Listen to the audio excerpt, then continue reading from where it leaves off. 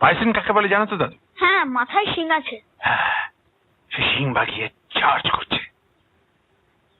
জানো মা, সে এক আশ্চর্য ছবি। এমন তেজ, এমন তৃপ্ত ভঙ্গি, যেন দা ভিঞ্চিকে হার মানিয়ে দেয়। কে এঁকেছে এই ছবি? কে সেই অসামান্য শিল্পী? ছবি নিচে দিকে লেখা আছে যে আজ থেকে 20,000 বছর আগে প্রস্তর যুগে স্পেনের আলতামিরা অঞ্চলে একজন আদিম গুহাবাসী এঁকেছিল এই ছবি। ব্যাপারটা এমনই অদ্ভুত যে মনে মনে বললাম, তোমার খুরে দণ্ডবত বাইসন ভায়া, আমি জীবনে আর যাই হই না কেন কিছুতেই আর্টিস্ট হব না। কেননা দুনিয়া এমন কোন আর্ট স্কুল নেই যা আমাকে এইরকম বাইসন আঁকতে শেখাতে পারে।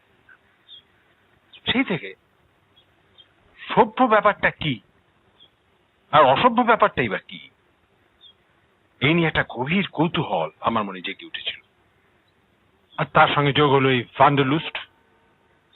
এই দুয়ে মিলে আমাকে দেশ ছাড়া করে